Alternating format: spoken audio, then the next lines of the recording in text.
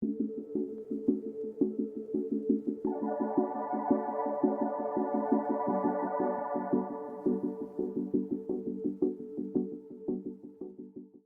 everyone, and welcome to our new season, How I Healed From.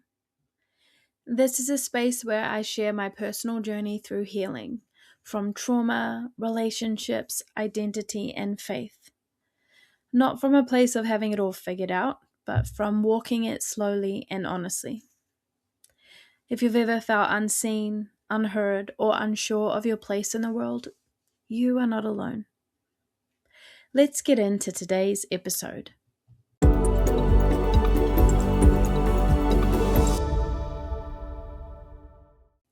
Today I'm sharing how I healed from feeling unloved and how that belief shaped the way that I saw myself, my relationships, and even the way I understood love itself.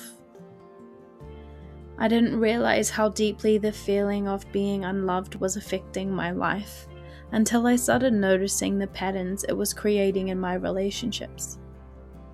For a long time, I believed that I was invisible and unworthy. Not in a dramatic way, but in small everyday moments. I first noticed it when I was younger, especially around boys.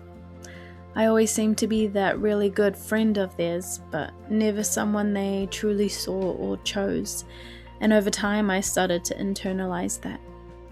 I thought that maybe I needed to change something about myself, be a bit different, act a certain way, say the right things. But the truth is, in doing those things, I wasn't being myself at all. I was doing things that I didn't even want to do, just to feel loved, just to feel chosen. And when people didn't respond the way that I hoped, I took it all as rejection. That I wasn't good enough, not pretty enough, not thin enough. And even later in life, when I was in a relationship in my 30s with a Christian, it still felt the same. That's when I started to realize that this wasn't just about other people. This was something deeper. The story that I had built in my mind was that I wasn't important, that nothing I said or did really mattered. I felt invisible and not enough. And that showed up in how I handled relationships. Not just personal relationships, but also relationships at work. At first, I would give so much of myself. Even if I was still being a little guarded, I just wanted to show that I was available, that I could be a good partner or a good person to work with. But the moment that there was doubt, whether it was something that they said or something that they did, I would start to shut down, especially in personal relationships. And instead of leaving, I stayed. Because part of me believed that this might be my only chance to be loved. Looking back, I can see the pattern so clearly. I would overgive, then I would withdraw, and then I would avoid closeness altogether. Even physical touch would become difficult. Because I think, why would I give this part of myself to someone who doesn't truly love me?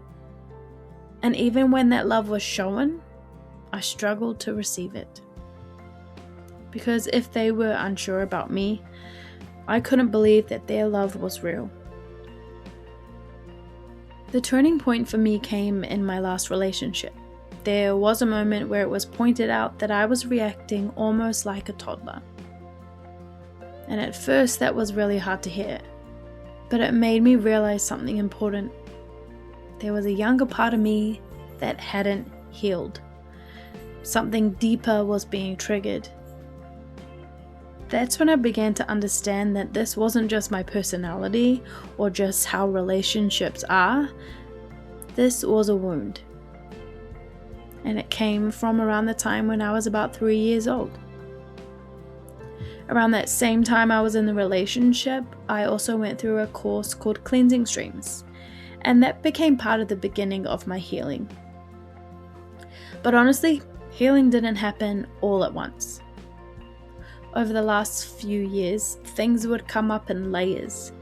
triggers would surface, whether that was at work, whether it was in my own home, whether it was in church environments around other Christians. Sometimes these triggers would come up really close together. Sometimes they would come up months apart. But each time I felt like God was giving me this space to actually process these things and work through them. And through all of it, He wasn't rushing me. Healing for me started with awareness, noticing what I was feeling in the moment and asking where it was coming from. I began to recognize the thoughts that would show up automatically, the ones telling me that I wasn't enough or that I wasn't loved, and instead of agreeing with them, I started to challenge them. I had to unlearn the way that I saw myself, and that's still something that I'm working through even today. But what's changed is the truth I now come back to, that God's word is true. That I can look back and see moments where He showed up in my life even before I asked Him to be in my life, even before I believed in Him. Healing also looked like setting boundaries, especially in the workplace and especially towards myself. It looked like letting people misunderstand me, even if I still felt rejected. And sitting with that discomfort instead of constantly needing reassurance. What I understand now is that being loved doesn't feel the way that I thought it did, or the way that I thought it should. Because before, love felt painful to me. My mind was all over the place thinking all of these things about whether that person liked me or whether it was real, the things that I was feeling. And because of that, love felt uncertain. And it was conditional. Whether it was me giving conditional love or receiving conditional love. But now I've come to know love through God in a completely different way. Despite all of my mistakes, He still loves me. He still shows up. He sits with me in the silence and with all the tears and pain that I experience. There's no pressure to do right. There's no pressure when it comes to being myself. There's no doubt. There's just presence and peace. And the relationship with God and my healing journey, it has been slow. Well, it feels like it's been a really slow journey. It hasn't been instant. It's not always overwhelming. Sometimes it can feel that way, but it isn't really. It's just been a steady progress. And God hasn't forced me to change. He's given me the time and the space to grow in the learning from all of this healing. To become more like Jesus, little by little. Do I still feel unloved sometimes? Yes, but it doesn't control me the way that it used to. I used to think my biggest desire was to be in a relationship, to be loved by someone.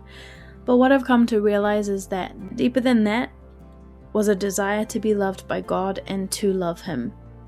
And as that's grown, the need for external validation has lessened. So if you feel unloved, I want you to know this. So do not fear, for I am with you. Do not be dismayed, for I am your God. I will strengthen you and help you. I will uphold you with my righteous right hand. Isaiah 41:10. The truth that I had to learn through all of this was to be strong and courageous, to not be afraid or terrified, for the Lord your God goes with you. He will never leave you or forsake you. Deuteronomy 31:6. You are not alone. You are loved unconditionally by a God who has a hope and a future for you. And even if it doesn't feel like that right now, it doesn't make that any less true. Thank you for being here and listening. If this episode resonated with you, take a moment to sit with it. You don't need to go and rush to fix anything.